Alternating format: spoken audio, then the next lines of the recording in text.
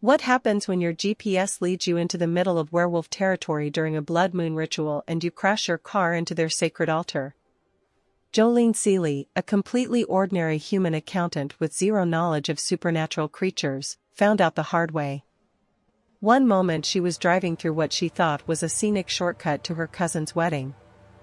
The next moment, her car was wrapped around an ancient stone monument. She was surrounded by very large, very angry wolves who were definitely not regular wolves, and someone kept shouting about the prophecy and fated mates like that was a normal Tuesday occurrence. Jolene tried to explain this was just a GPS malfunction and she'd be happy to pay for the damages and leave. But werewolf packs don't really do insurance claims. They do, however, do kidnapping. Specifically, they kidnapped Jolene, dragged her to their compound, and informed her that by crashing into their sacred altar during the exact moment of the blood moon, she'd accidentally triggered an ancient bonding ritual with their alpha, Forrest Butler, who was just as thrilled about this development as Jolene was. Which is to say, not thrilled at all. Jolene wanted to go home. Forrest wanted his actual intended mate, not some random human who couldn't tell the difference between a regular forest and sacred werewolf territory. But the bond had been activated. And according to werewolf law, breaking it would kill them both. So now Jolene was stuck in a compound full of werewolves who thought she was either the luckiest human alive or a very elaborate spy, while bonded to an alpha who was convinced this was the universe's worst practical joke. The real question wasn't whether this was an accident or fate.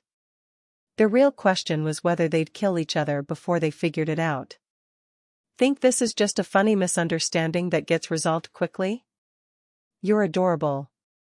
Because what Jolene doesn't know is that the real intended mate Forrest was supposed to bond with. She's the daughter of a rival pack's alpha who's been planning to use the mate bond to stage a hostile takeover of Forrest's territory. What Forrest doesn't know is that Jolene isn't actually a random human, she's a dormant werewolf from a bloodline everyone thought went extinct 2 centuries ago, and crashing into that altar during the blood moon didn't just activate a mate bond, it activated her wolf. And neither of them knows that someone sabotaged Jolene's GPS specifically to crash her into that altar at that exact moment because there's a prophecy about a lost bloodline returning to save werewolf society from an ancient threat.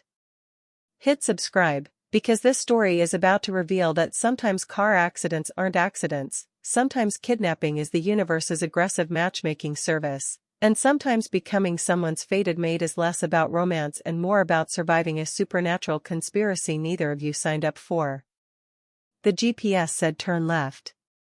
Jolene Seeley, 32-year-old accountant and person who generally trusted technology more than her own sense of direction, turned left.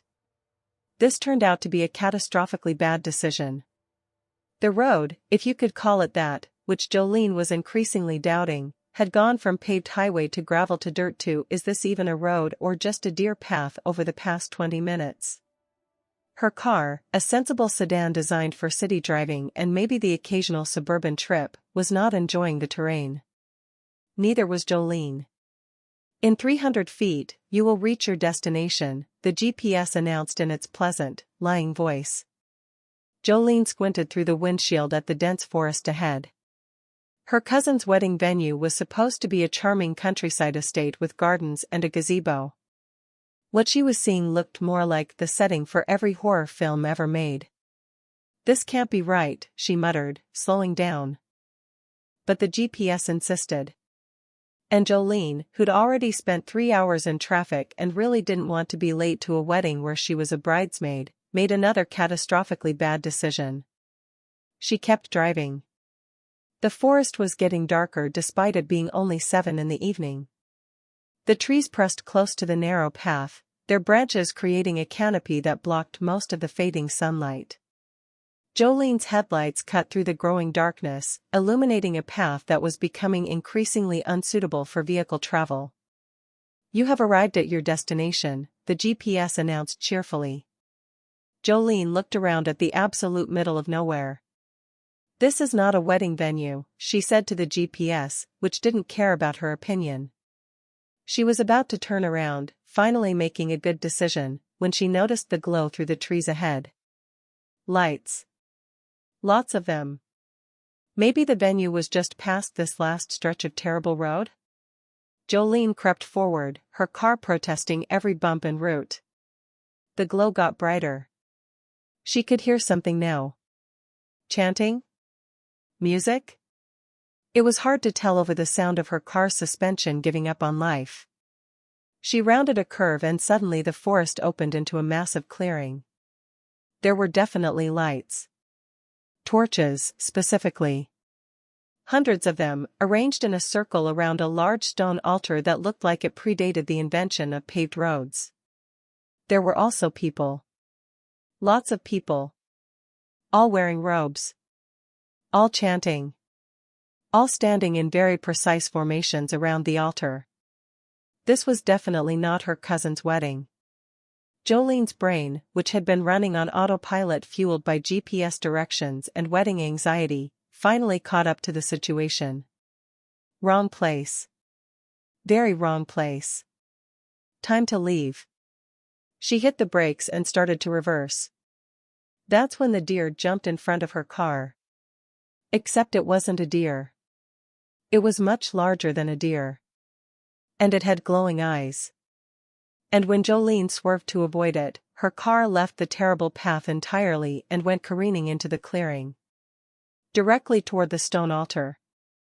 Directly toward the circle of chanting people. Directly toward what Jolene's brain belatedly registered as some kind of ritual you definitely should not be interrupting. She slammed on the brakes, but the ground was soft from recent rain and her tires just skidded through mud and grass. The chanting stopped. Everyone turned to look at her car sliding toward them. Jolene had one clear thought: this is going to be so embarrassing to explain. Her car hit the stone altar with a crunch that suggested her insurance premiums were about to get very expensive. The airbag deployed, smacking Jolene in the face with the force of a very aggressive pillow. When she finally fought her way out of the airbag and pushed open her door, she found herself surrounded by very tall, very muscular people in robes who all looked absolutely furious. "I am so sorry," Jolene started, climbing out of her wrecked car on shaking legs. "My GPS, there was a deer, I didn't mean to, is everyone okay?" One of the robed figures stepped forward. He was tall, unreasonably tall, with dark hair and eyes that reflected the torchlight in a way that was definitely not normal. "You crashed into the moonstone altar," he said, his voice dangerously calm, "during the blood moon bonding ceremony. Do you have any idea what you've done?" Jolene looked at the stone altar, which now had her car embedded in it like the world's worst parking job. "I've damaged historical property," she tried. "I have insurance." "Well, I have insurance that covers normal accidents. I'm not sure if crashing into ancient altars during mysterious ceremonies is included, but we can check." "She doesn't know," someone else said. "A woman in a silver robe. She's human. She has no idea." "That doesn't matter," the tall man said. The ritual was in progress. The blood moon was at apex. And she crashed directly into the moonstone during the bonding invocation. "So, is that bad?" Jolene asked, though she was getting the distinct impression it was very bad. "It means," the man said slowly, "that instead of bonding with my intended mate as planned, the moonstone bonded me to you." Jolene blinked. "I'm sorry, bonded? Like, emotionally bonded? Trauma bonded from this experience? Magically bonded? As fated mates? Permanently?" There was a long silence. "I think there's been a misunderstanding," Jolene said carefully. "I'm just trying to get to a wedding. I took a wrong turn. I don't know anything about magic or bonding or mates. I'm an accountant." "That's irrelevant. The bond has been formed." His eyes narrowed. "You felt it, didn't you? The moment of impact?" Jolene thought back. There had been something. A jolt that felt like more than just the crash. A sensation of connection, of awareness of someone else's presence in her mind. She'd assumed it was a concussion. "I need to call my insurance company," she said, pulling out her phone. No signal. Of course there was no signal. "You're not going anywhere," the tall man said. "You've just become the fated mate of the Thornawood Pax Alpha. Whether you meant to or not." "I absolutely did not mean to," Jolene said firmly. "And I'm sure we can undo this." "Is there a reverse ritual? A bonding annulment?" "The bond cannot be broken," the woman in the silver robe said. "Once formed during a blood moon ceremony, it's permanent. Attempting to break it would kill both parties." Jolene stared at her. Then at the tall man. Then at her car, still embedded in the altar. Then back at the tall man. "So you're saying I accidentally married a stranger by crashing my car?" "Mated, not married." "But yes, essentially." Jolene considered her options. She could scream. She could run. She could wake up from what was clearly a stress dream. Instead, she said, "I'm going to need to call my cousin and explain why I'm missing her wedding. Can someone tell me where the nearest cell tower is?" That's when the wolves appeared. Actual wolves. Giant wolves. Emerging from the forest, their eyes glowing in the torchlight. "Are those?" Jolene's voice trailed off. "Werewolves," the tall man confirmed. "My pack. The Thornawood pack. And as of approximately 3 minutes ago, they're your pack too." One of the giant wolves shifted, its body contorting until a human man stood where the wolf had been. Jolene's brain gave up. "I think I'm going to sit down now," she said faintly. She sat heavily on the ground next to her wrecked car. The tall man looked down at her with frustration and reluctant concern. "My name is Forrest Butler," he said. "And you just became the most complicated problem I've ever had to solve." "Jolene Seeley," she replied. "And I think you'll find I'm excellent at spreadsheets but terrible at supernatural bonding protocols." Through a strange new awareness at the edge of her consciousness, the bond, she assumed, Jolene felt Forrest's exasperation spike. This was going to be a very long night. "Can someone please explain what just happened in terms that don't involve magic or fate or any other concepts that violate the laws of physics?" Jolene asked from her position on the ground. Forrest Butler, who was apparently an alpha and also apparently her accidental magical husband, looked like he was seriously considering just leaving her there and pretending this never happened. "The moonstone altar," said the woman in the silver robe, approaching carefully, "is used for bonding ceremonies during the blood moon. When two wolves wish to formalize their mate bond, they perform a ritual during the lunar apex. The ceremony binds their souls, their magic, their very essences together permanently." "Okay," Jolene said slowly. "And I interrupted this because you crashed your car into the altar at the exact moment Forrest was invoking the bonding spell," the woman explained with surprising patience. "The moonstone doesn't discriminate. It bonds whoever is present during the invocation. You were present. Therefore, you were bonded." "To him?" Jolene pointed at Forrest. "To me," Forrest confirmed grimly. "But I'm human. I don't have magic or essence or whatever." "Apparently you do now," Forrest muttered. "Lucky you." The woman in the silver robe extended her hand to help Jolene up. "My name is Sage Whitlock. I'm the pack's healer. And I need to examine you immediately because bonding to a human during a blood moon ceremony has never happened before and I have no idea what the medical implications might be." Jolene let Sage pull her to her feet. "Medical implications like what? Am I going to turn into a werewolf? Is this contagious?" "Bonding doesn't make you a werewolf," Sage said. "But it does create a permanent magical and emotional connection between you and Forrest. You'll be able to feel his emotions, sense his location, and experience physical pain if you're separated beyond a certain distance." "That sounds like a terrible way to live." "Most bonded mates consider it romantic," Sage replied dryly. Most bonded mates probably didn't meet via car accident. Forrest made a sound that might have been agreement or just general frustration. Through the bond, which Jolene was becoming increasingly aware of whether she wanted to be or not, she could feel his emotional state. Anger. Confusion. Resignation.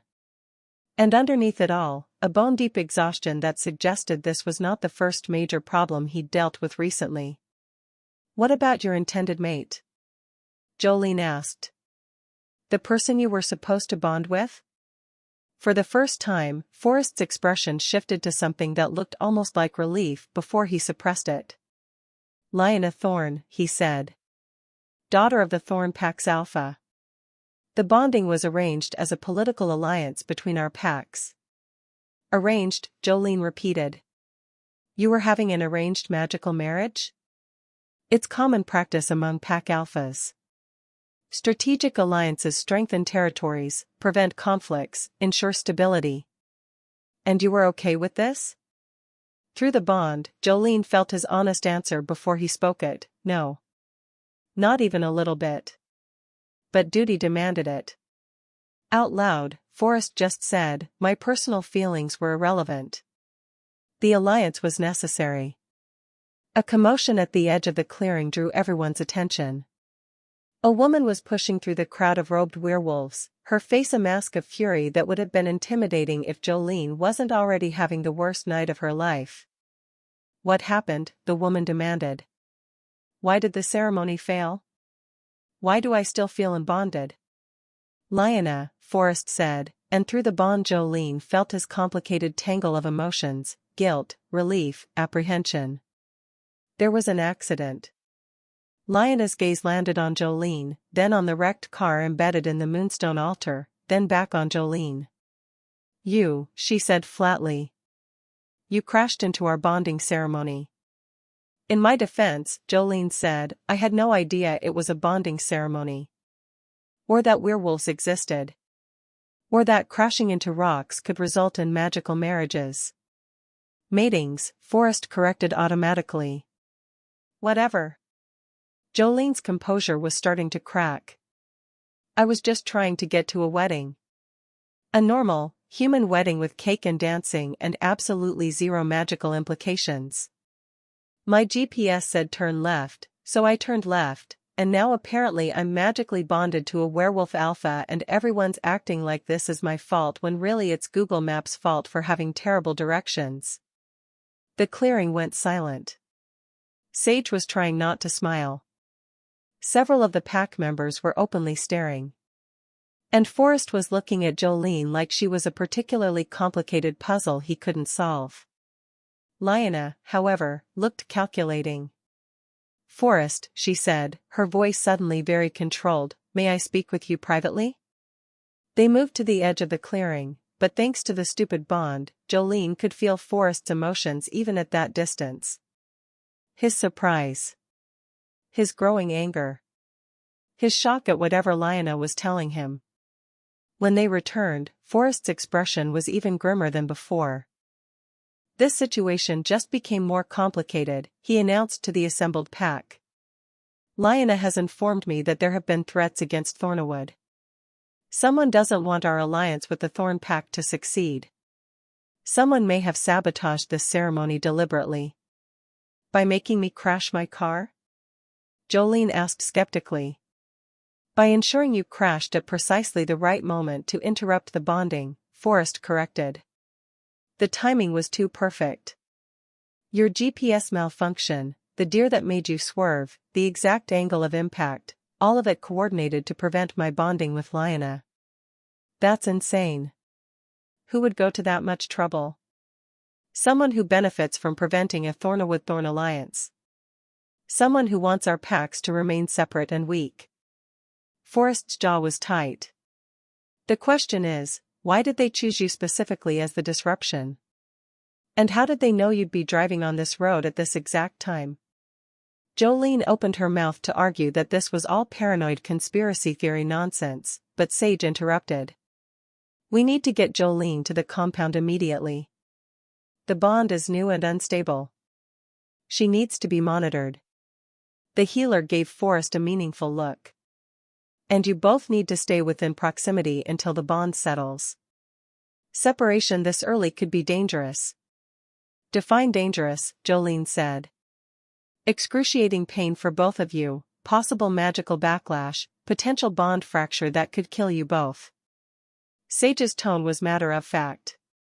Nothing major. That's major. That's extremely major. Which is why you're coming to Thornawood Compound, Forrest said. Whether you like it or not. That's kidnapping. Technically it's a magically enforced proximity requirement, Forrest replied, echoing her earlier conversation. That's just kidnapping with extra steps.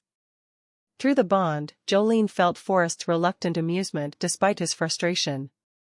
They argued for another 10 minutes, but the conclusion was inevitable. Jolene couldn't leave without risking both their lives. She was stuck with werewolves she'd just met through the worst meet-cute in history. As pack members began clearing the ceremony site and dealing with her wrecked car, Jolene stood next to Forrest in uncomfortable silence. For what it's worth, he said quietly, I didn't want this either. The bonding with Lyanna was a political necessity, but at least it was planned. This? He gestured at the destroyed altar and general chaos. This is a disaster for both of us. Glad we agree on something, Jolene muttered. A young werewolf approached, barely containing his laughter. Alpha, the cars are ready to transport everyone to the compound. Where should we put the, new Luna? Don't call me that, Jolene said immediately. You're bonded to the Alpha, the young werewolf said cheerfully. That makes you Luna whether you like it or not. I'm Cashin Thornheart, by the way. And this is the funniest thing that's happened to our pack in decades. I'm so glad my nightmare is entertaining for you. Oh, it's extremely entertaining, Cashin assured her. An accountant crashes into our sacred altar and accidentally becomes our Alpha's mate? This is going to be legendary pack history. Forrest made a sound that might have been a growl. Cashin, if you don't stop talking, I'm assigning you to Border Patrol for the next month. Worth it, Cashin said, still grinning. The ride to Thornawood Compound was surreal. Jolene sat in the back of a large SUV with Sage, while Forrest drove and Cashin provided unnecessary commentary about pack politics and bonding traditions. The bond will settle over the next few weeks, Sage explained, pulling out various medical instruments to examine Jolene in the moving vehicle. You'll become more attuned to each other's emotions, location, physical state. It's like having another person permanently in the back of your mind. That sounds awful, Jolene said. It's usually considered one of the greatest gifts a werewolf can experience, Sage replied. But I suppose from a human perspective, having someone else's emotions constantly broadcasting into your consciousness might be overwhelming. You think? Sage smiled slightly. You'll adjust. Humans are remarkably adaptable. What if I don't want to adjust? What if I want to go home and pretend this never happened? Through the bond, Jolene felt Forrest's attention sharpen despite him facing forward and driving. Then you'd be making both of your lives significantly more difficult, Sage said gently. But the choice is yours. No one can force you to accept the bond emotionally, even if it exists magically. Jolene looked out the window at the dark forest passing by. Somewhere out there was her normal life. Her apartment. Her cat. Her job where the most exciting thing that happened was someone trying to claim their pet as a dependent. And now she was in a car full of werewolves, bonded to an alpha she'd met via vehicular assault, being driven to a compound to be monitored like a magical science experiment. This is the worst day of my life, she said. It's not my best either, Forrest muttered from the front seat. Through the bond, Jolene felt his sincerity. He genuinely hadn't wanted this. Was as trapped as she was. Was trying to figure out how to manage a disaster neither of them had caused. It didn't make the situation better. But it made it slightly less like she was the only victim here. They arrived at Thornawood compound just as Jolene's exhaustion was reaching critical levels. The compound was massive, a sprawling estate that looked like someone had combined a luxury lodge with a military base. High walls. Guard towers. Beautiful architecture undermined by very serious security. "Welcome to Thornawood," Cashin announced cheerfully as they pulled through massive iron gates. "Your new home. Or prison. Depending on your perspective." "Not helping," Forrest said. Jolene was taken to a suite in the main house, a beautiful room with a fireplace, comfortable furniture, and a bed that looked like heaven after the night she'd had. "You're directly next to Forrest's quarters," Sage explained. "The bond won't tolerate more distance than that right now." "Of course not," Jolene muttered. "Get some sleep. I'll run more tests in the morning to make sure the bond isn't causing any adverse physical effects." Sage paused at the door. "And Jolene? I know this is overwhelming. But you're stronger than you think. You survived a car crash, a blood moon ceremony, and meeting an entire werewolf pack in the same night. That takes resilience." After Sage left, Jolene collapsed onto the bed fully clothed. Through the bond, she could feel Forrest in the next room. His exhaustion matching hers. His mind racing with problems and logistics and political implications she couldn't even begin to understand. She felt him settle into bed. Felt his consciousness finally starting to relax toward sleep. And against her will, against every intention she had to keep her distance from this absurd magical connection, Jolene felt herself relaxing too. The bond wasn't just emotional awareness, she realized. It was comfort. Safety. The presence of someone else who understood exactly how terrible this situation was because they were living it too. It didn't make her any less angry about being trapped here. But it made falling asleep slightly easier. Somewhere in the back of her mind, she felt Forrest's last conscious thought before he slept, "At least she's safe here. Whatever else happens, at least she's safe." Jolene didn't know whether to be touched or insulted that her accidental magical husband was already being protective. She decided to figure it out tomorrow. Right now, sleep was the only thing that mattered. Tomorrow she'd deal with being the unwilling Luna of a werewolf pack. Tonight, she was just an exhausted accountant who'd had the worst GPS directions in human history. Humorous subscription CTA. So Jolene crashed her car into a werewolf ritual, relatable, got bonded to an alpha who's just as unhappy about it as she is, awkward, discovered she can't leave because magic, inconvenient, and learned that someone might have deliberately caused her GPS to malfunction, conspiracy theory activated. Also her cat is probably knocking things off counters in protest of her absence. Subscribe immediately, because what comes after this involves Jolene discovering she's not actually human, Forrest realizing the bond might not have been an accident, and both of them finding out that someone's been lying about Jolene's identity for her entire life. Also there are more werewolves. So many werewolves. Jolene woke to the sound of someone knocking insistently on her door. For one blissful moment, she thought last night had been a stress dream. Then she felt the bond, a constant presence in the back of her mind that told her Forrest was already awake and deeply annoyed about something, and reality crashed back. Werewolves. Magical bonding. Kidnapping via supernatural proximity requirements. All real. "Miss Seeley?" A woman's voice from the hallway. "The Alpha requests your presence at breakfast." "Requests or demands?" Jolene called back. A pause. "Both?" Jolene dragged herself out of bed and looked down at her clothes from yesterday, wrinkled, dirty, and smelling faintly of airbag deployment. Not exactly appropriate breakfast attire. She opened the door to find a young woman holding a stack of clothing. "I'm Petra Nightshade, head of security. The Alpha thought you might need fresh clothes." Petra's expression was carefully neutral, but her eyes were assessing in a way that made Jolene feel like she was being evaluated as a potential threat. "Thank you," Jolene said, taking the clothes. Is the alpha always this thoughtful, or is he just trying to make sure I don't embarrass him at breakfast? Both, Petra replied without smiling. Breakfast is in 30 minutes. Don't be late. After the world's fastest shower, Jolene made her way downstairs following directions from a helpful, and way too cheerful, Cashin. The dining hall was intimidating. A massive table that could seat at least 50 people, though this morning only about a dozen were present. All of them stopped talking when Jolene entered.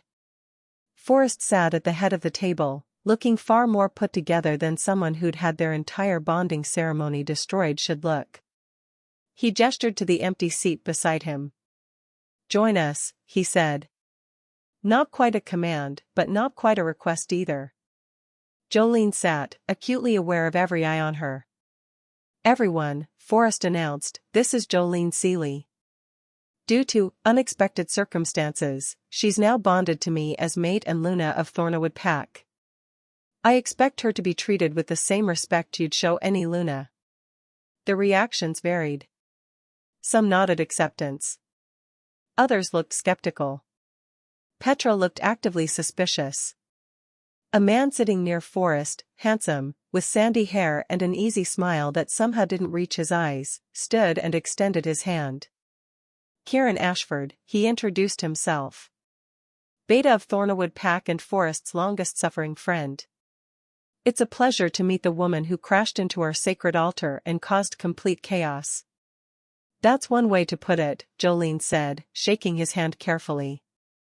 Through the bond, she felt Forrest's complicated emotions about Kieran, trust, friendship, but also something that felt almost like wariness. Breakfast was awkward. Jolene tried to eat while pack members asked increasingly invasive questions about her background, her family, her job. She answered as vaguely as possible, very aware that these people were trying to determine if she was a threat. It was Sage who rescued her, arriving halfway through the meal with a medical bag. "I need to run those tests I mentioned," the healer said. "Jolene, if you'll come with me?" Jolene escaped the dining hall gratefully. Sage's healing quarters were in the compound's medical wing, a surprisingly modern facility that looked like it could handle anything from routine checkups to full surgical procedures. "You handled breakfast well," Sage commented while setting up various medical instruments. "Most humans would be more intimidated." "I'm very good at pretending to be calm while internally screaming," Jolene replied. Sage smiled. "A useful skill. Now, I need to draw some blood, run a few scans. The bond seems stable, but I want to check for any adverse effects." The tests were quick and mostly painless. Sage worked with efficient precision, occasionally making thoughtful sounds that didn't inspire confidence. "Is something wrong?" Jolene asked. "I'm not sure yet. Your blood work is showing some anomalies." "What kind of anomalies?" Before Sage could answer, alarms blared throughout the compound. Loud, insistent, the kind of alarm that meant something very bad was happening. Through the bond, Jolene felt Forrest's spike of alarm and immediate shift into combat mode. Sage cursed under her breath. "Stay here.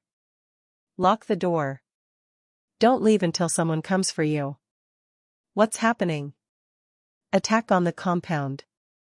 We have protocols for this." Sage was already moving toward the door. "You're vulnerable right now. The bond makes you a target. Stay hidden." She left before Jolene could argue. Alone in the medical wing, Jolene locked the door and tried very hard not to panic. Through the bond, she could feel Forrest, his heightened alertness, his strategic thinking, his absolute focus on protecting his pack. She also felt when the pain hit him. It was sharp and sudden, a burst of agony that made Jolene gasp despite it not being her own pain. Through the bond, she felt Forrest's shock, his brief disorientation, then his grim determination to keep fighting despite being injured. Jolene's hand shook as she tried to decide what to do. Stay hidden like Sage ordered? Or do something monumentally stupid like try to help? The decision was made for her when someone tried to break down the medical wing door. Not werewolves. These attackers were human, or at least human-shaped, wearing tactical gear and moving with military precision. Jolene looked around desperately for anything she could use as a weapon. Medical supplies. Cabinets full of equipment.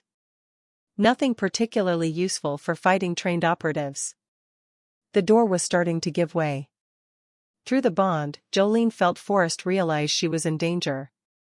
Felt his absolute terror override his strategic thinking. Felt him abandon whatever he was doing to get to her. The door burst open. 3 attackers entered, weapons drawn. They saw Jolene and smiled like they'd found exactly what they were looking for.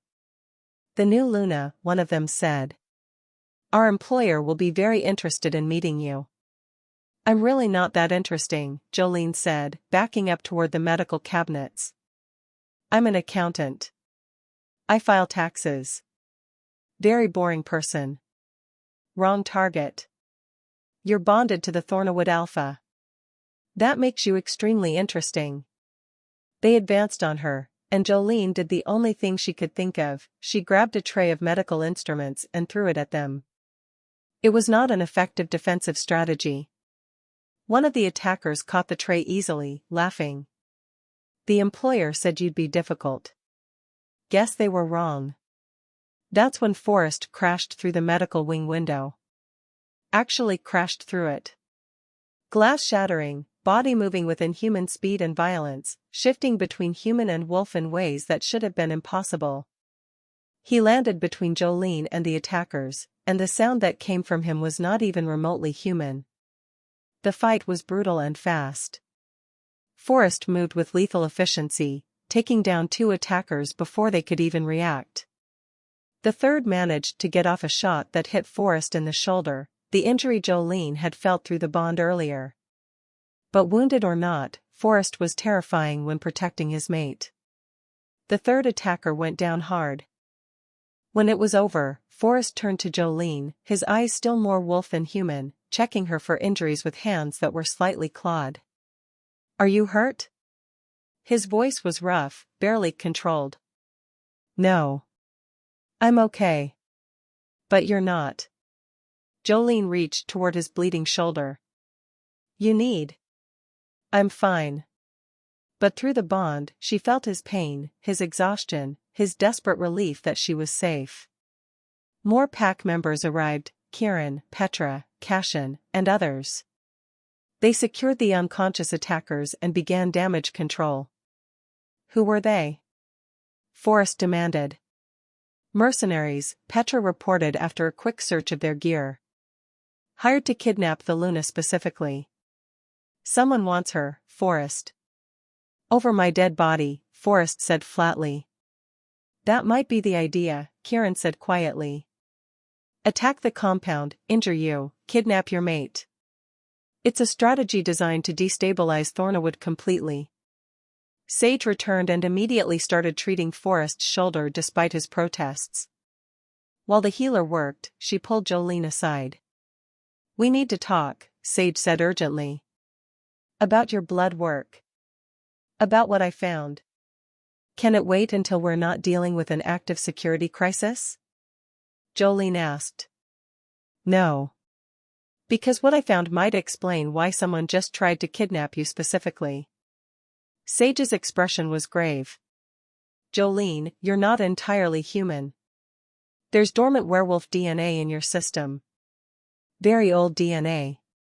From a bloodline I thought went extinct 200 years ago." Jolene stared at her. "That's impossible. I'm adopted, but my birth certificate says my biological parents were both human." "Birth certificates can be falsified," Sage said. "And if you're who I think you are, there are people who would have wanted to hide your heritage. Come with me. We need to verify this before I tell Forrest."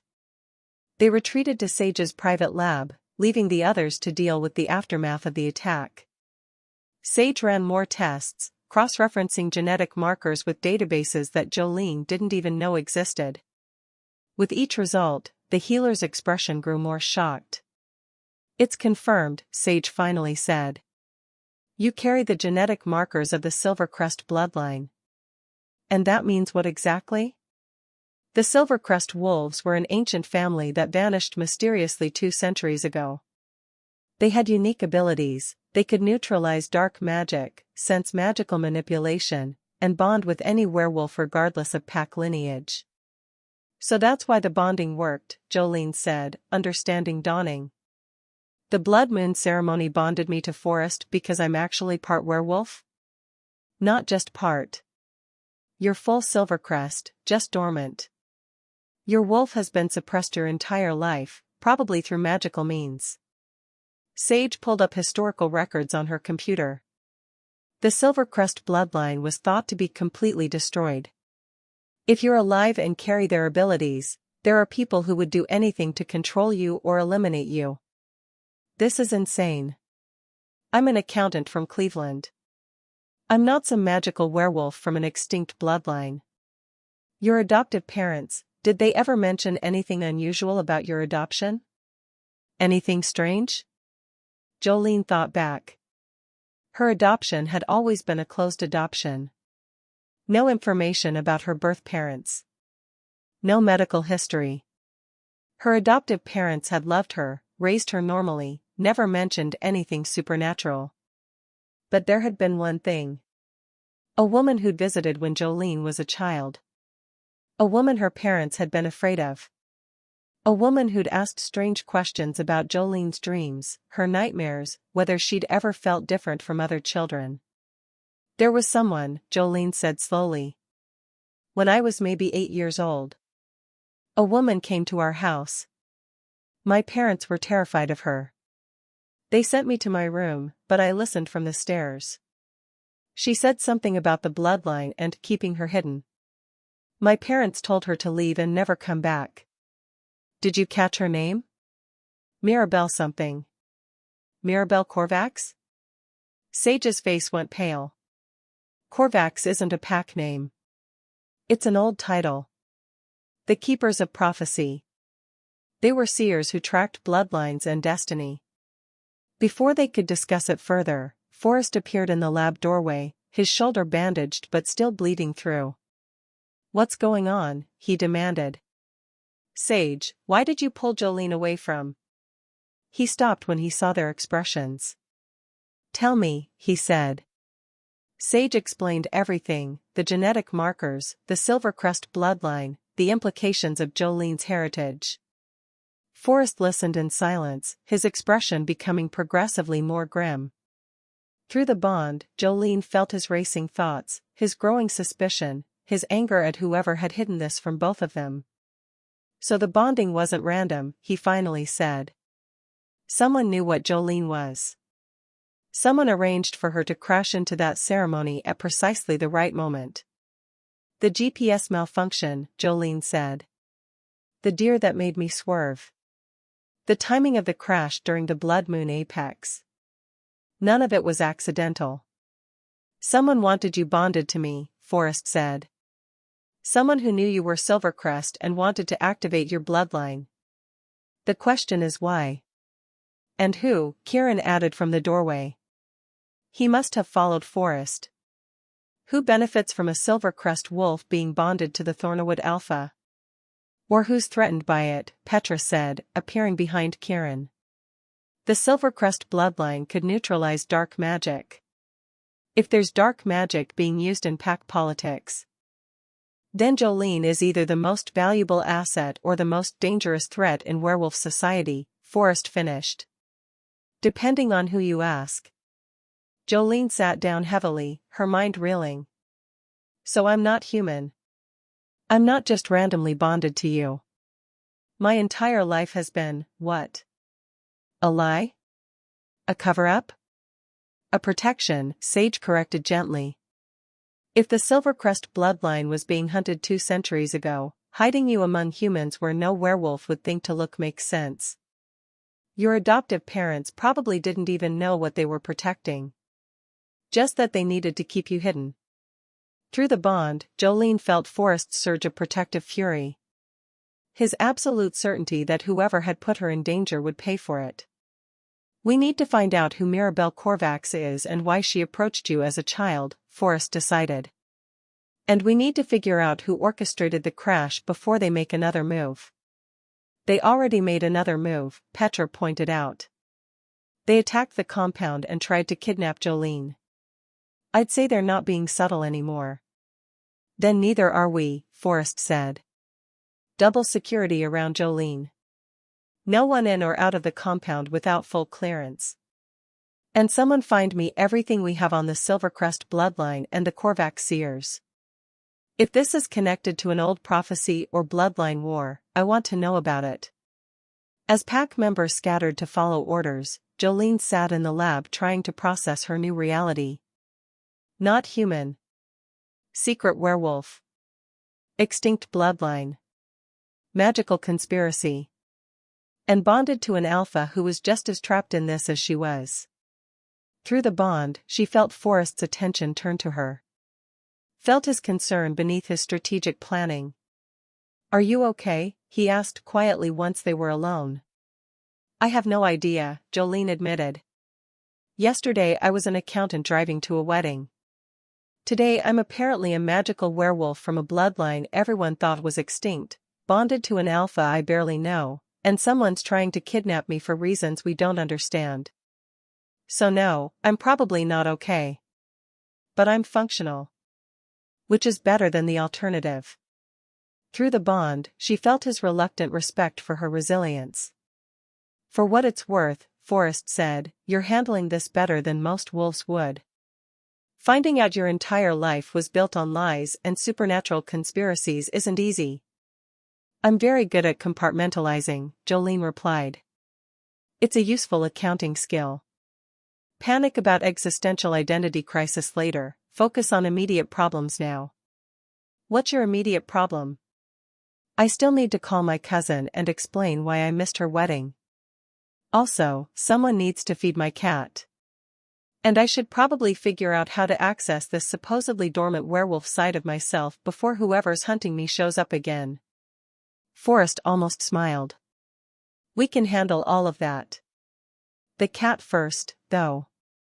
That seems important. Despite everything, the attack, the revelations, the absolute insanity of her situation, Jolene felt herself almost smile back. Maybe being accidentally bonded to a werewolf alpha wasn't the absolute worst thing that could have happened. Maybe. She'd reevaluate after someone fed Mr. Whiskers and she figured out how to turn into a wolf. 3 days after discovering she was secretly a werewolf, Jolene still hadn't figured out how to actually be a werewolf. It's not like riding a bike, Cashin explained during yet another failed training session. You can't just decide to shift and make it happen. The wolf has to want to emerge. My wolf apparently has commitment issues, Jolene muttered, trying and failing for the 100th time to feel anything resembling a supernatural transformation. They were in Thornawood's training grounds, a massive outdoor area designed for combat practice and, apparently, teaching dormant Silvercrest wolves how to access abilities that had been suppressed for 32 years. Forrest watched from the sidelines, his expression unreadable but his emotions clear through the bond, frustration, concern, and a protective instinct that Jolene was starting to find both comforting and annoying. Maybe we're approaching this wrong, Sage suggested. She'd been monitoring Jolene's vital signs during training. The Silvercrest wolves didn't shift through aggression or fear like most werewolves. They shifted through connection. Through recognizing their place in the pack structure. I don't have a place in the pack structure, Jolene pointed out. I'm an accountant who accidentally crashed into your lives. You're the alpha's mate, Petra corrected from where she was supervising security. That's a place in the pack structure whether you accept it or not. Jolene looked at Forrest. Through the bond, she felt his certainty, she belonged here. Was pack. Was his. Whether the circumstances were accidental or not. Something in her chest shifted. Not physically, but emotionally. A recognition of connection she'd been resisting since the bonding. Her wolf stirred. It was subtle at first. A presence at the edge of her consciousness that hadn't been there before. Curious. Cautious. Testing whether Jolene was ready to acknowledge it. There, Sage said excitedly. I can see it on the monitors. Your wolf is responding. Keep whatever you're doing. Jolene focused on the bond with Forrest. On the connection she'd spent 3 days trying to ignore. On the awareness that somewhere in this compound full of werewolves, she'd found something she hadn't even known she was missing. Pack. Family. Home. Her wolf surged forward. The transformation was not graceful. Jolene's body contorted in ways that should have been agonizing but instead felt like finally stretching after being cramped in one position for too long. Bones shifted. Muscles reformed. Skin gave way to fur. And then she was a wolf. A large silver wolf with eyes that apparently matched her human ones, dark and confused and absolutely terrified. That's it. Cashin hooped. You shifted. Holy shit, she actually shifted. Jolene tried to respond and discovered that wolves can't talk. She made a sound that was probably supposed to be words but came out as confused whining. Forrest approached slowly, hands visible, body language calm. You're okay. This is normal. Try to shift back the same way you shifted forward. Focus on your human form. Jolene tried. Her wolf, however, was now very interested in all the new smells and sounds and sensations. Shifting back required convincing the wolf to relinquish control, and her wolf was having way too much fun. She ended up stuck as a wolf for 6 hours. By the time she finally figured out how to shift back, naked and mortified behind a strategically placed blanket Sage had the foresight to bring, Jolene was exhausted and traumatized. I hate this, she announced to the assembled pack members. Being a wolf is terrible. Everything is too loud and too bright and too smelly and I have no idea how you all function like that. It gets easier, Forrest assured her, carefully not looking at her while she was wrapped in a blanket. The first shift is always overwhelming. When did you have your first shift? I was 14. Broke 3 ribs and my mother's favorite vase. Despite her exhaustion, Jolene almost laughed. That makes me feel slightly better. Over the next week, Jolene practiced shifting until it became less horrible and more just uncomfortable. She learned to control her wolf, to shift deliberately rather than accidentally, to navigate the world in lupin form without destroying everything. She also learned pack dynamics through direct experience rather than observation. The Thornawood wolves were initially skeptical of their accidental Luna, but watching her struggle through training with determination and a concerning lack of dignity won over most of them. It was hard to be intimidated by someone who'd gotten stuck halfway through a shift and spent 20 minutes as a very confused half-human half-wolf creature before Sage could help. Kieran, Forrest's beta, took particular interest in Jolene's progress. Too much interest, according to Forrest's increasingly possessive reactions through the bond. Kieran's just being helpful, Jolene said after Forrest had glared at his beta for the 3rd time that day. Kieran is being Kieran, Forrest muttered. Which means he has an agenda I don't understand yet. Through the bond, Jolene felt Forrest's suspicion. His certainty that Kieran knew more about the circumstances of her crash than he was admitting. The confrontation came 2 weeks after Jolene's first shift. They'd gathered in Forrest's office, Jolene, Forrest, Sage, and Kieran, to discuss the ongoing investigation into who'd orchestrated Jolene's accident. We've traced the GPS hack, Petra reported via video call. It was sophisticated. Military-grade encryption. Whoever did this had significant resources and technical expertise. Which narrows it down to approximately nobody, Forrest said grimly. Every major pack has access to that level of technology. Not every pack, Kieran said quietly. Just the ones connected to the Korvax seers. Everyone turned to look at him. Explain, Forrest demanded. Kieran took a breath. I've been investigating the Silvercrest bloodline since we discovered what Jolene is. The Korvax seers didn't just track bloodlines. They actively manipulated them. Moved pieces around like a chess game to fulfill prophecies. What prophecies? Jolene asked. There's an old one. About a Silvercrest returning to unite the packs before an ancient darkness rises. Kieran pulled out old documents, spreading them across Forrest's desk. 2 centuries ago, dark magic nearly destroyed all werewolf packs. The Silvercrest bloodline stopped it but disappeared in the process. Many believe they sacrificed themselves to seal the dark magic away. And if that magic is returning? Sage asked. Then Jolene, as the last Silvercrest, might be the only one who can stop it. Kieran looked at Jolene with something that might have been guilt. The Korvax seers have been preparing for this. Tracking your bloodline. Waiting for the right moment to activate your abilities. The crash, Forrest said, his voice dangerously calm. The GPS hack. The precise timing. That was Korvax manipulation.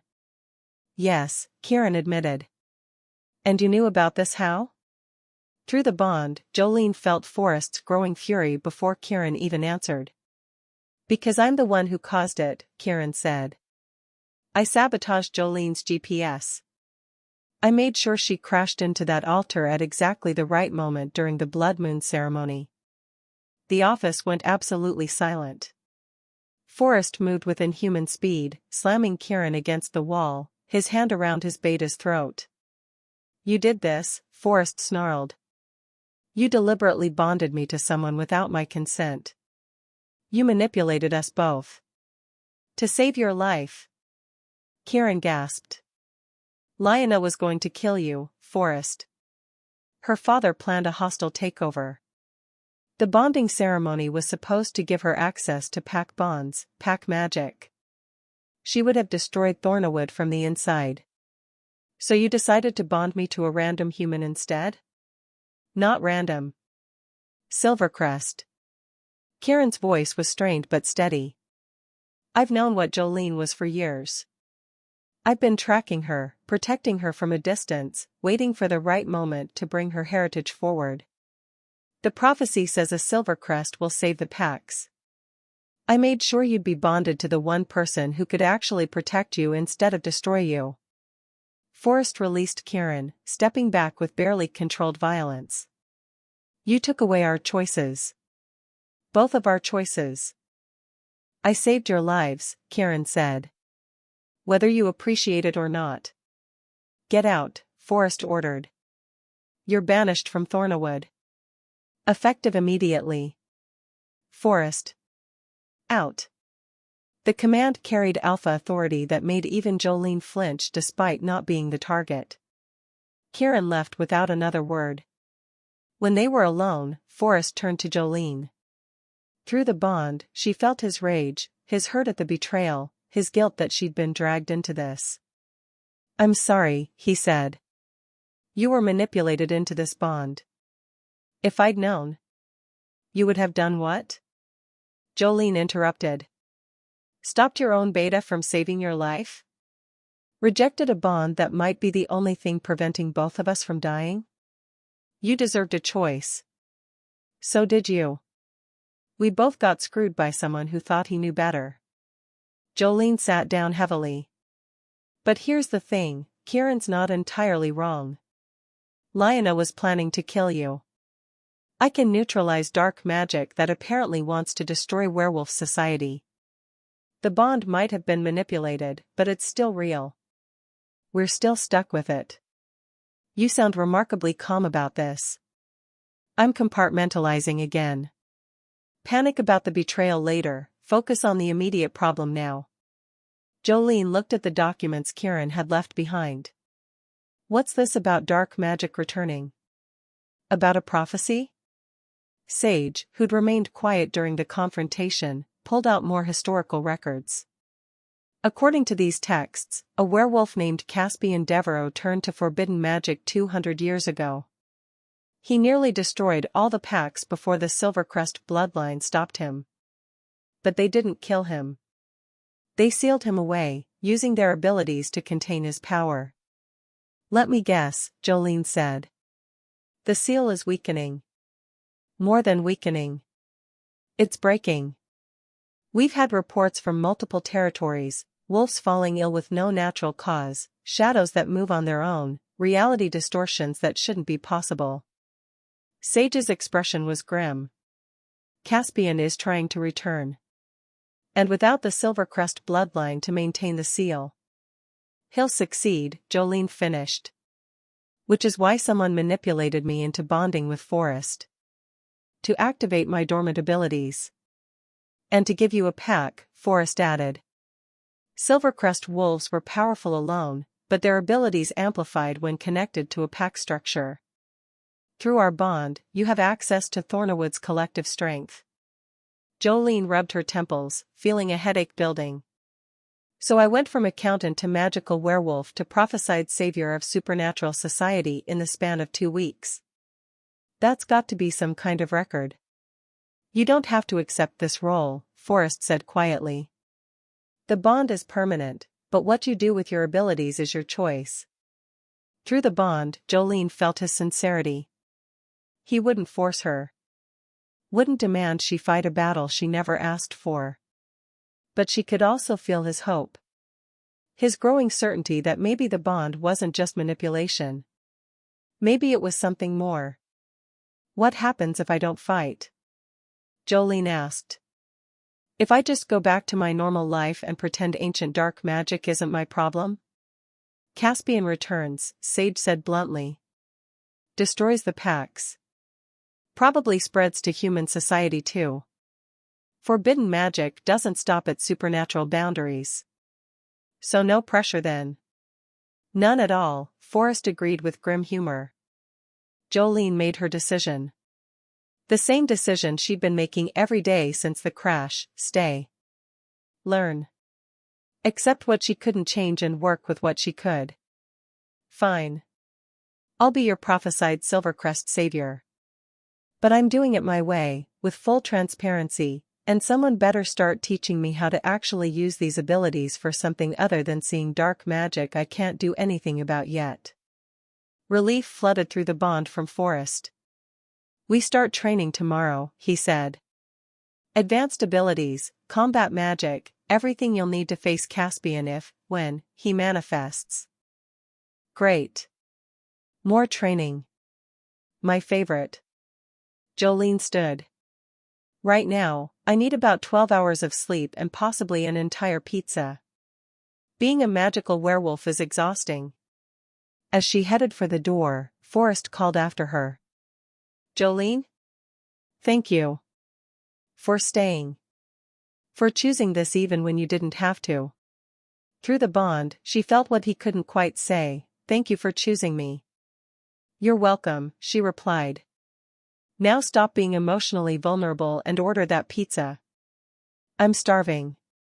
His laughter followed her down the hall, warm through the bond. Maybe being someone's fated mate wasn't the worst thing after all. Even if it came with ancient prophecies and dark magic and the constant threat of supernatural destruction.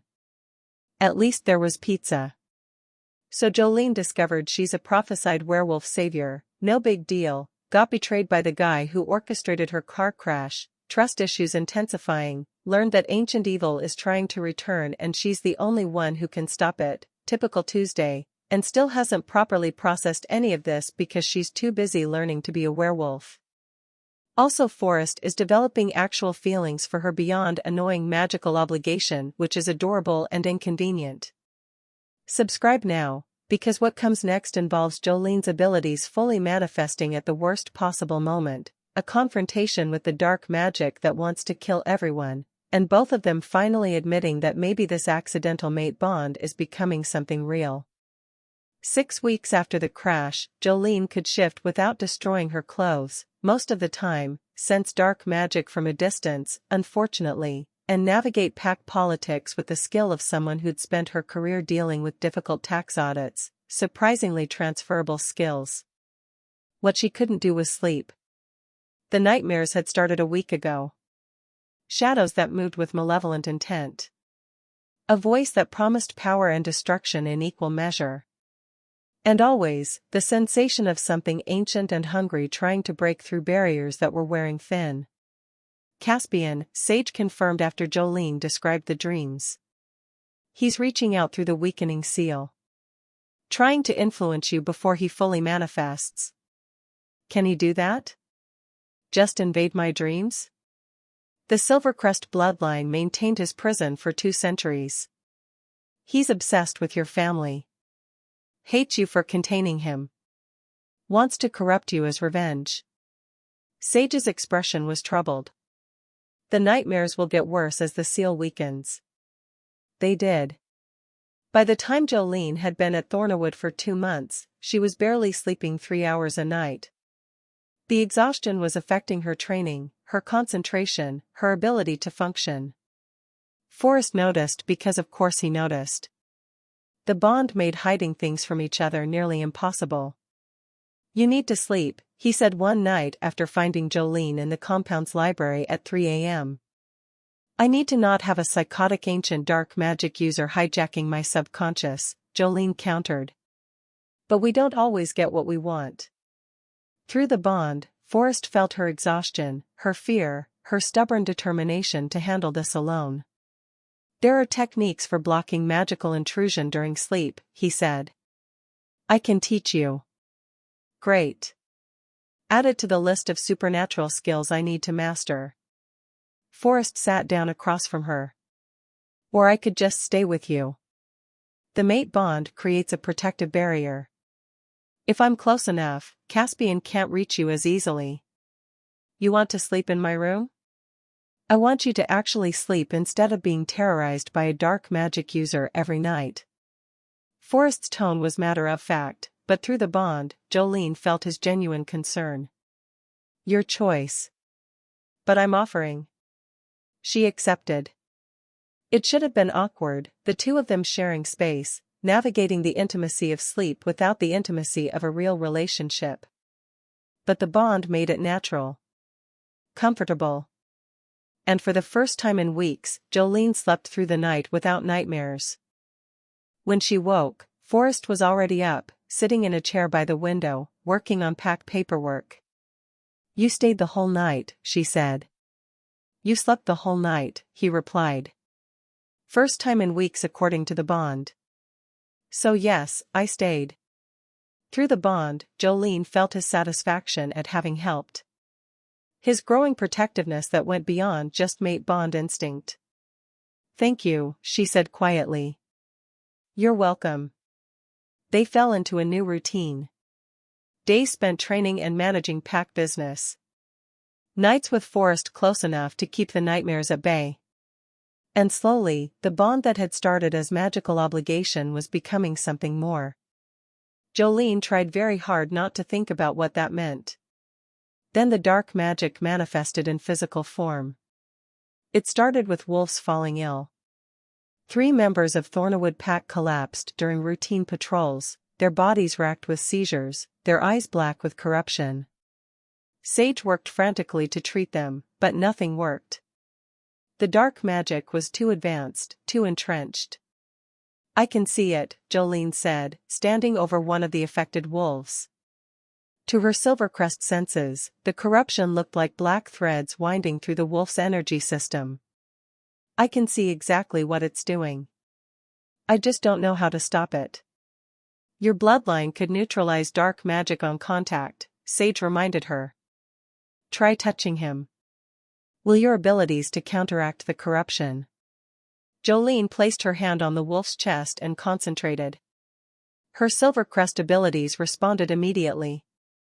Silver light emanated from her palm, seeking out the dark threads of corruption and neutralizing them. Burning them away like infection being cleansed from a wound. The wolf gasped, his eyes clearing from black to normal. The seizures stopped. It worked, Jolene whispered, shocked.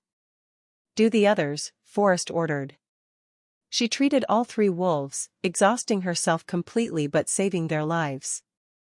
Word spread through Thornawood, the new Luna could heal dark magic corruption. Could actually fight the threat that Caspian represented. The attacks escalated. Someone, or something, sent corrupted wolves to attack the compound. Shadows manifested in the forest, attacking patrols. Reality itself seemed to warp around areas where dark magic was strongest. Jolene spent her days treating corrupted pack members and her nights with Forrest planning defensive strategies. "He's testing us," Forrest said during one of their late-night strategy sessions. "Caspian is trying to gauge our strength before he makes his real move." "When do you think he'll fully manifest?" "Soon. The seal is degrading rapidly. We have days, maybe a week at most." Through the bond, Jolene felt Forrest's fear. Not for himself, but for her.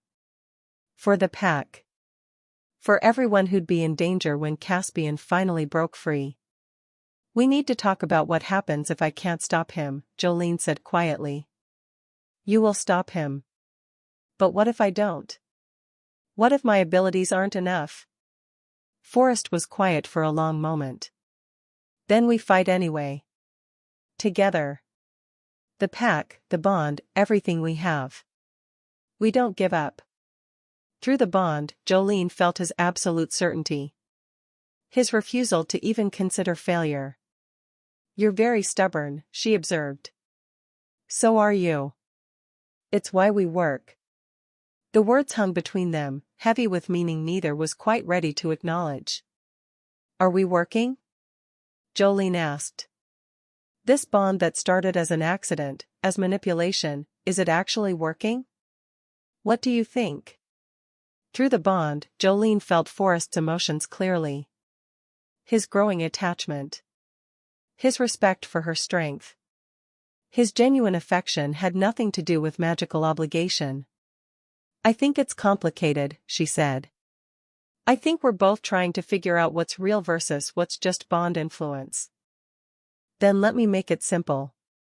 Forrest moved closer. "I care about you. Not because the bond demands it. Not because you're prophesied to save everyone. But because you're brave and stubborn and surprisingly funny when you're not panicking about being a werewolf. That's real. Regardless of how we got here."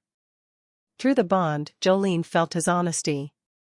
His vulnerability in admitting feelings he'd been suppressing. "I care about you too," she admitted. "Which is inconvenient because I'm supposed to be upset about the whole life got hijacked by supernatural conspiracy thing.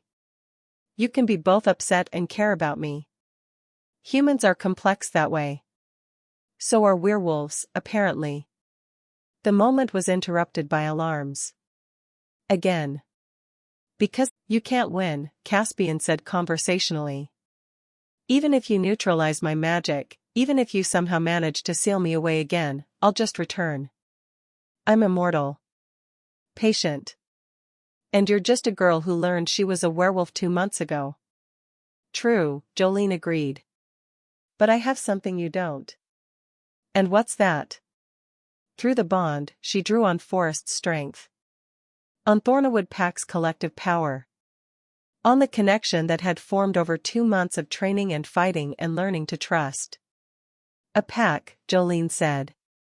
She unleashed her Silvercrest abilities. Silver light erupted from her, crashing against Caspian's dark magic like opposing tides. Where they met, reality itself seemed to shudder and crack. Caspian laughed. "Impressive. But not enough." He was right. His power was too vast, too accumulated. 200 years of growing stronger while sealed away had made him nearly unstoppable. Jolene was driven back, her abilities faltering against his onslaught. Forrest shifted to wolf form and attacked from Caspian's blind side. Other pack members joined him, coordinating their assault to give Jolene time to recover. But Caspian swatted them aside like insects. Wolves went flying, crashing into walls and trees. Forrest took a direct hit of dark magic that sent him sprawling, his body convulsing from corruption. "No." Jolene ran to him, her hands already glowing with healing light. She neutralized the corruption before it could take hold, but it cost her precious energy. "Touching," Caspian said. The mighty alpha brought low by his bond to a weak silvercrest. That's what happens when you let sentiment dictate your matings. Our bond is our strength, Jolene shot back, helping Forrest to his feet. Something you'd understand if you'd ever cared about anyone besides yourself. Through the bond, Forrest sent her a strategy. A way to amplify her abilities by channeling them through their mate connection. It was risky. If it failed, they'd both be vulnerable. But it was their best chance. Together, Jolene said. Together, Forrest agreed. They stood back to back, their bond opening completely. Jolene's Silvercrest abilities flowed through the connection, amplified by Forrest's alpha power, multiplied by the pack bonds that connected them all.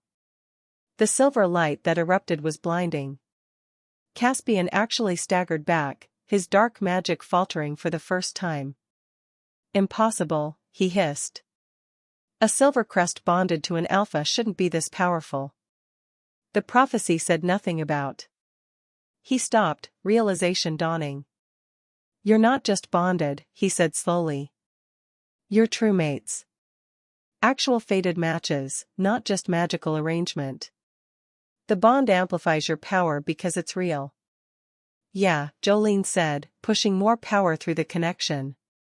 Funny how that works. They attacked in perfect synchronization. Jolene's neutralizing abilities, Forrest's alpha authority, the pack's collective strength, all of it focused on containing Caspian's dark magic. It should have worked. Would have worked, if Caspian hadn't revealed his final trick. I learned something during my imprisonment, he said, even as they drove him back. The Silvercrest bloodline sealed me away, but in doing so, they created a connection. A vulnerability. If I can't defeat you through power. He smiled. I'll just take what I need directly. He attacked through the bond itself. Dark magic surged along Jolene's connection to Forrest, corrupting the mate bond from within. Through it, Caspian could access both of them simultaneously, and could turn their greatest strength into their greatest weakness. Jolene felt the corruption spreading. Felt it trying to twist the bond, to use their connection as a weapon. She had seconds to make a decision. Option 1, sever the bond to protect Forrest. It would kill her, leave him alive but unmated, and Caspian would win. Option 2, absorb all the corruption herself, channeling it away from Forrest and the pack.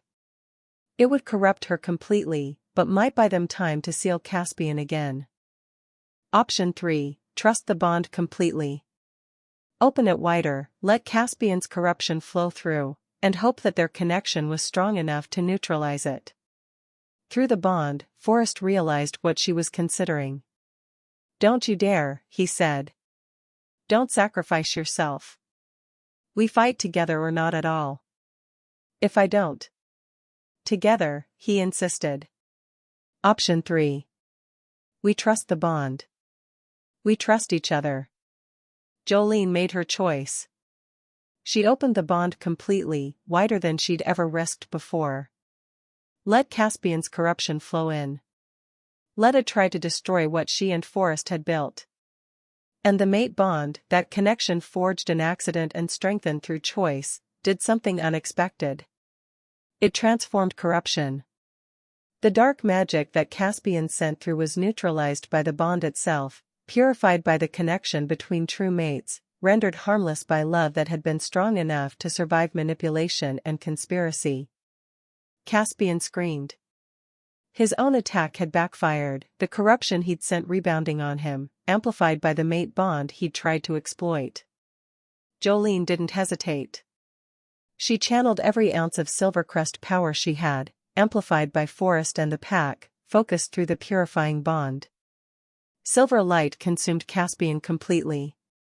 When it faded, he was, not dead, but sealed. Contained in a prison of crystallized light that thrummed with Silvercrest magic. This won't hold forever, Sage said, examining the seal. But it'll hold long enough for us to figure out a permanent solution. Possibly centuries if we maintain it properly. Jolene collapsed, exhausted beyond measure. Forrest caught her before she hit the ground. "We did it," she whispered. "You did it," he corrected. "You saved everyone." "We saved everyone," Jolene insisted. "Together. Like you said." Through the bond, now purified and stronger than ever, they shared exhaustion and relief and growing certainty that what had started as an accident had become something real and permanent and chosen. The battle was over. Caspian was contained. And Jolene and Forrest, the accidental mates, had proven that sometimes the universe's worst practical jokes turn into its best gifts. 6 months later. 6 months after defeating Caspian, Jolene stood in front of her old apartment building, Forrest beside her, trying to decide whether to laugh or cry. "I lived here for 8 years, she said. Paid rent on time. Never violated any lease terms. And they sold my stuff after 6 weeks of non-payment because I was busy being kidnapped by werewolves." "To be fair," Forrest said, "you didn't call to explain the situation." "Hi, I can't pay rent because I crashed my car into a magical altar and accidentally became a werewolf queen is not a conversation I was prepared to have with my landlord." Through the bond, she felt Forrest's amusement. They'd returned to Cleveland to tie up loose ends from Jolene's human life.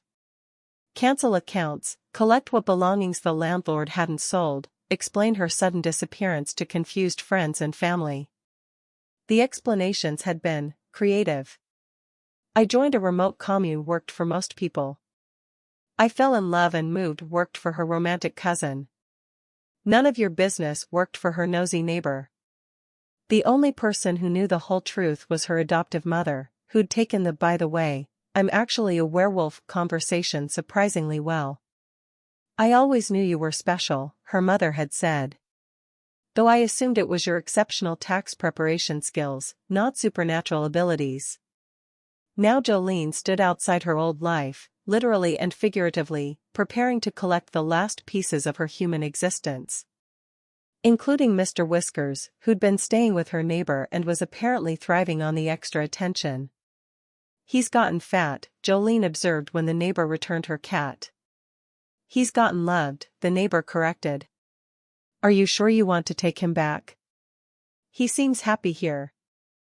Through the bond, Jolene felt Forrest's curiosity about whether she'd actually want to bring a cat to a werewolf compound. "He's my cat," Jolene said firmly. "He comes with me." Mr. Whiskers, for his part, seemed completely unconcerned about moving to a compound full of supernatural predators. He settled into Jolene's arms with a satisfied purr. "Cats," Forrest observed, "have no sense of self-preservation." "Neither do accountants who turn left when their GPS tells them to," Jolene replied. "We're perfect together." They returned to Thornawood with a car full of Jolene's recovered belongings and one supremely unconcerned cat. The compound had changed in 6 months. New security measures. Better defensive wards. A permanent containment facility for Caspian's prison that required Jolene to maintain the seal weekly. But more than the physical changes, the pack itself had transformed. Jolene was no longer the accidental Luna they'd been forced to accept. She was their healer, their protector, their connection to Silvercrest abilities that kept dark magic at bay. She was family. "I'm throwing a pack gathering tonight," Forrest announced one evening. "To formally recognize you as Luna. No more accidental qualifiers. Just Luna." "That's not necessary. It's pack tradition. And it's 6 months overdue." Through the bond, Jolene felt his determination. "You've earned this recognition. Let me give it to you properly." The gathering was beautiful. The entire pack assembled under the full moon, witnessing Forrest formally acknowledge Jolene as his mate and their Luna. When it was over, when the ceremonies and celebrations had wound down, Jolene and Forrest stood together on the compound's main wall, looking out at the forest that had witnessed their entire chaotic beginning. "Do you ever wish it had happened differently?" Forrest asked. "The bonding. Us. All of it." Jolene thought about it honestly. "The crash. The kidnapping. The manipulation. The battles and revelations and complete upheaval of everything she'd thought was real. "I wish I'd gotten to my cousin's wedding," she said. She's still mad about that. But everything else? She looked at Forrest, at the man who'd started as an unwilling magical husband and become her partner in every way that mattered. No. I wouldn't change it. Not even the part where Kieran manipulated us both? Especially not that part. Because if he hadn't, you'd be dead and I'd still be an accountant with dormant werewolf abilities filing tax returns for pet dragons. Through the bond, Forrest's love was clear and uncomplicated. "I love you," he said out loud, making it real beyond just bond communication. "I love you too," Jolene replied. "Even though you kidnapped me." Magically enforced proximity requirement, he corrected automatically. Kidnapping with extra steps. Fate with terrible timing. Accidental mate bonding that became real. Exactly. Forrest pulled her close. Best accident of my life. Mr. Whiskers, who'd been exploring his new territory, jumped onto the wall beside them and meowed his opinion of their romantic moment. "Your cat has no sense of atmosphere," Forrest observed. "He's perfect," Jolene defended. Through the bond, she felt Forrest's amusement and exasperation in equal measure. 6 months ago, Jolene had been an accountant driving to a wedding. Now she was a werewolf Luna, bonded to an alpha, protecting supernatural society from ancient threats, and living in a compound with a pack that had become her family. All because her GPS had said turn left. "I'm never trusting technology again," Jolene announced. "Probably wise," Forrest agreed. Somewhere in the forest, the contained prison of Caspian Devereaux pulsed with dark magic, reminding them that threats remained. But tonight, they had each other. Had the pack. Had a bond that had survived manipulation and transformed into choice. Sometimes the worst accidents led to the best destinations. Even if getting there required crashing into a werewolf ritual, getting kidnapped by an entire pack, and accidentally becoming someone's fated mate. "We should probably check on the containment wards," Forrest said reluctantly. "We should probably enjoy one peaceful evening without supernatural crises," Jolene countered. Through the bond, they negotiated silently. "Fine," Forrest conceded. "One peaceful evening. Then we deal with the ancient evil and potential magical catastrophes." "Deal," Jolene agreed. They stood together under the moon, two accidental mates who'd become something real, surrounded by a pack that had become home, protecting a world they'd never asked to be responsible for. And Jolene thought that maybe, just maybe, taking that left turn had been the best mistake of her life. Even if it came with werewolves and dark magic and a cat who had no respect for romantic moments. Especially because of all those things. Because sometimes fate didn't ask permission. Sometimes it just crashed you into the right place at the right time with the right person. And sometimes that was enough. The end. A woman crashed her car into a werewolf ritual, got bonded to an alpha through the world's worst meet cute, discovered she was secretly a magical werewolf from a prophesied bloodline, fought ancient evil, and somehow ended up with a real relationship built on accidental supernatural kidnapping? Jolene went from accountant with GPS problems to werewolf Luna who saves the world in the span of 6 months and proved that sometimes the universe's aggressive matchmaking service actually knows what it's doing. Subscribe because next week's story involves a woman who wakes up married to a stranger after a drunken Vegas weekend, except the stranger is a mafia boss and the marriage is magically binding and now she's accidentally become the queen of organized crime. It's going to be chaos and we're here for it.